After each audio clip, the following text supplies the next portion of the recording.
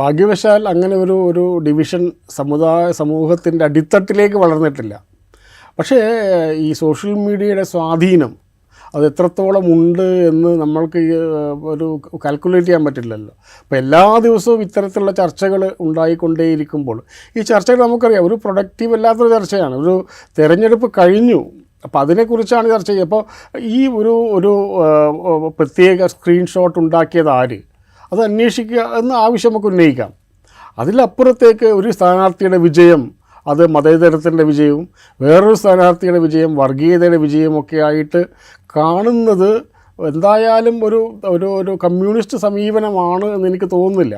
അപ്പോൾ അത്തരത്തിലുള്ള നിലപാടുകളിൽ എന്തായാലും പാർട്ടിക്ക് CPM അങ്ങനെ നിലപാടുണ്ടാവാൻ സാധ്യതയില്ല. വളരെ പെട്ടെന്ന് തന്നെ CPMൻ്റെ സംസ്ഥാന നേതൃത്വം ഇടപെട്ടിട്ട് ഈ ചർച്ചകളൊക്കെ അവസാനിപ്പിക്കും എന്നൊരു പ്രതീക്ഷയാണുള്ളത്.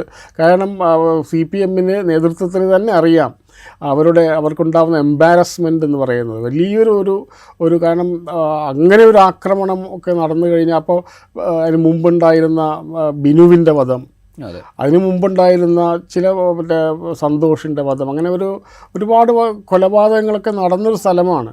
അങ്ങനെയൊരു സ്ഥലത്ത് ഇങ്ങനെ ഒരു ചർച്ച ഉണ്ടാവുക എന്നുള്ളത് ഒരു ഉത്തരവാദപ്പെട്ട രാഷ്ട്രീയ കക്ഷി എന്ന നിലയിൽ ഉടനടി CPM ഇടപെടും എന്ന് തന്നെയാണ് ഞാൻ കരുതുന്നത്.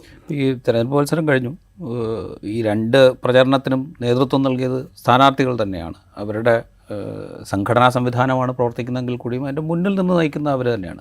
സ്വാഭാവികമായിട്ടും ഇത്തരം ഒരു ഇഷ്യൂ ഉണ്ടാകുമ്പോൾ അവർ രണ്ടുപേര് തന്നെയല്ലേ ഇതിങ്ങനെയല്ല വേണ്ടത് എന്ന് നാട്ടുകാരോട് പറയാൻ, അല്ല ഈ ചർച്ചയെല്ലാം മുമ്പോട്ട് കൊണ്ടുപോകേണ്ടത് എന്ന് നാട്ടുകാരോട് പറയാൻ അവർ തന്നെയല്ലേ ഏറ്റവും ആപ്റ്റായിട്ടുള്ള ആളുകൾ, അവരല്ലേ അതിന് മുൻകൈ എടുക്കേണ്ടത്. ഇപ്പോൾ ഇതിൽ ഉയർന്ന ഏറ്റവും പ്രധാനപ്പെട്ട ഒരു സംഗതി എന്ന് പറഞ്ഞാൽ ഈ പ്രചരണ മധ്യേ ഇത്തരം ആരോപണങ്ങൾ ഉയർന്നപ്പോൾ ഈ രണ്ട് കൂട്ടരും, രണ്ട് പ്രധാനപ്പെട്ട സ്ഥാനാർത്ഥികളും ഇത് ഞങ്ങളുടെ നിലപാടല്ല എന്ന് പറയാനുള്ള ഒരു രാഷ്ട്രീയ സത്യസന്ധത കാണിച്ചില്ല എന്നൊരു ആക്ഷേപം ഇവർക്ക് രണ്ടുപേർക്കും എതിരെ ഉയരുന്നുണ്ട്.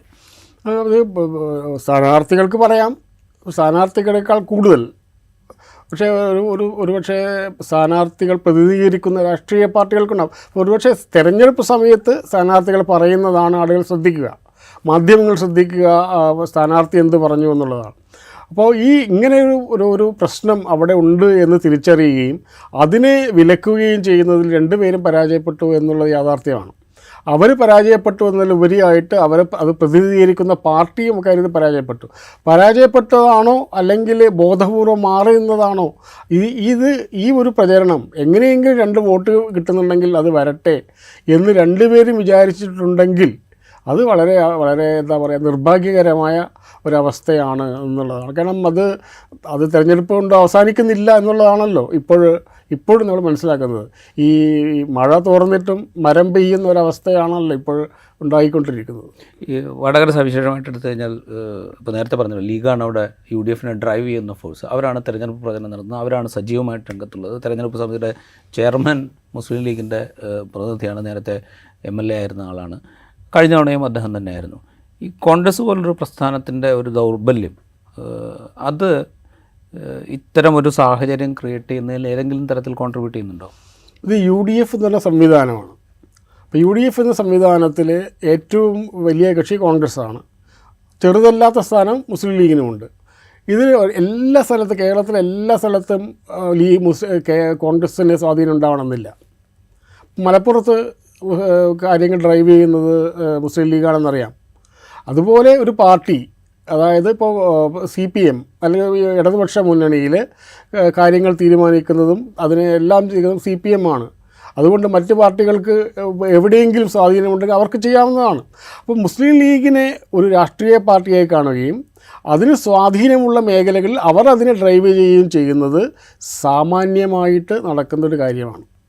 അതിൽ വേറെ ഒരു രീതിയിലേക്ക് കാര്യങ്ങൾ കാണുന്നത് കൊണ്ടാണ് മുസ്ലിം ലീഗ് കോൺഗ്രസ് നിശബ്ദമാവുകയും അല്ലെങ്കിൽ കോൺഗ്രസ് ഇല്ലാതാവുകയും ലീഗ് ശക്തമാവുകയും ചെയ്യുന്നത് എന്ന് പറയുന്നതിന് അടുത്ത സ്റ്റെപ്പാണ് ഇത് വർഗീയമാണ് എന്ന് പറയുന്നത്. കാരണം UDF എന്ന സംവിധാനത്തിൽ എല്ലാ സ്ഥലത്തും ഒരേപോലെ ഒരു പാർട്ടിക്ക് സ്വാധീനമുണ്ടാവണമെന്നില്ല. അപ്പോൾ ആ പാർട്ടിക്ക് സ്വാധീനമുള്ള മേഖലകളിൽ ആ പാർട്ടികൾ ഒരു പക്ഷേ മേജർ പാർട്ടിയേക്കാൾ കൂടുതൽ ആക്റ്റീവ് ആവുന്നത് ജനാധിപത്യത്തിന് ഒരു അപകടമില്ലാത്ത കാര്യമാണ്. അത് സ്വാഭാവികമായി നടക്കുന്നതാണ്. മുസ്ലിം ലീഗിൻ്റെ കാര്യത്തിൽ മാത്രം മുസ്ലിം ലീഗ് എന്തോ ഒരു മുസ്ലിം ലീഗ് മുന്നോട്ട് വരുന്നത് മലപ്പുറത്ത് ഒഴിച്ച് മറ്റ് കേന്ദ്രങ്ങളിൽ മുസ്ലിം ലീഗ് മുന്നോട്ട് വരുന്നത് ഒരു അപകടകരമായ സൂചനയാണ് എന്ന് ആർക്കെങ്കിലും തോന്നുന്നുണ്ടെങ്കിൽ അത് അപകടകരമായ ഒരു സൂചനയാണെന്നുള്ളതാണ്.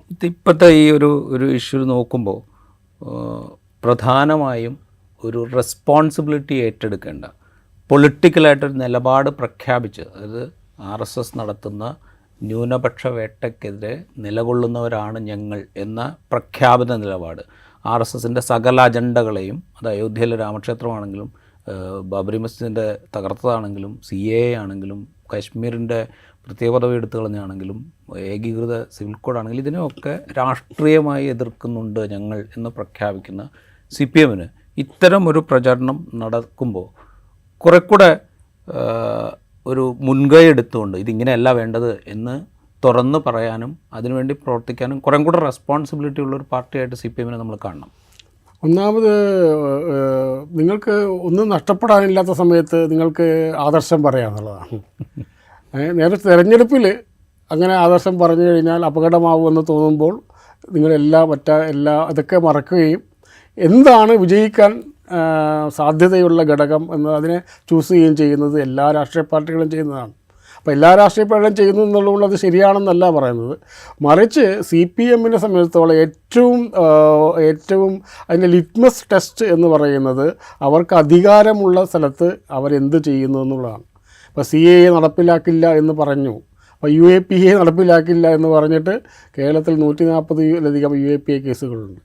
അപ്പോൾ അതേപോലെ ഞങ്ങൾ പറയുന്ന കാര്യം ഞങ്ങൾ ന്യൂനപക്ഷ സംരക്ഷകരാണ് എന്ന് പരസ്യം കൊടുക്കുക മാത്രമല്ല അത് യാഥാർത്ഥത്തിൽ ഒരു ഗ്രൗണ്ട് ലെവൽ നടത്തുന്നുണ്ട് എന്ന് ബോധ്യപ്പെടുത്തേണ്ട ചുമതല CPM അവർക്ക് അധികാരമുള്ള സ്ഥലത്തും അവർക്ക് മേൽക്കൈയുള്ള സ്ഥലത്തുമാണ് അവരത് പ്രയോഗിച്ച് കാണിക്കേണ്ടത്. ഡൽഹിയിൽ പറയുന്നത് കൊണ്ട് പ്രശ്നമല്ല, കാരണം ഡൽഹിയിൽ അധികാരമില്ല, ഡൽഹിയിൽ CPMന് ശക്തി കേന്ദ്രങ്ങളുമില്ല. അപ്പോൾ അവർക്ക് ശക്തി കേന്ദ്രമുള്ള സ്ഥലത്താണ് അവർ ചെയ്ത് കാണിക്കേണ്ടത്. മറ്റേത് പറയലാണല്ലോ, പറയുന്നതിനും അതൊരു പ്രാക്ടിക്കലി ഇംപ്ലിമെൻറ്റ് ചെയ്യേണ്ടത് ഒരുപക്ഷെ വടകര പോലുള്ള സ്ഥലത്തായിരുന്നു. ഞങ്ങൾ ഇങ്ങനെ ഒരു പ്രചരണം നടത്തിക്കൊണ്ട് ഞങ്ങൾക്ക് വിജയിക്കേണ്ട ആവശ്യമില്ല, കാരണം ഞങ്ങളുടെ രാഷ്ട്രീയം അതല്ല എന്ന് തെളിയിക്കേണ്ട ബാധ്യത CPMന് ഉണ്ടായിരുന്നു. പക്ഷേ ഞാൻ വിചാരിക്കുന്നത് ഇത് അധികകാലം അങ്ങനെ ഈ ചർച്ച നീണ്ടുപോകാൻ ഒരുപക്ഷെ അവർ അത് ഇഷ്ടപ്പെടുന്നുണ്ടാവില്ല, കാരണം തിരഞ്ഞെടുപ്പ് കഴിഞ്ഞു എന്നുള്ളതാണ്.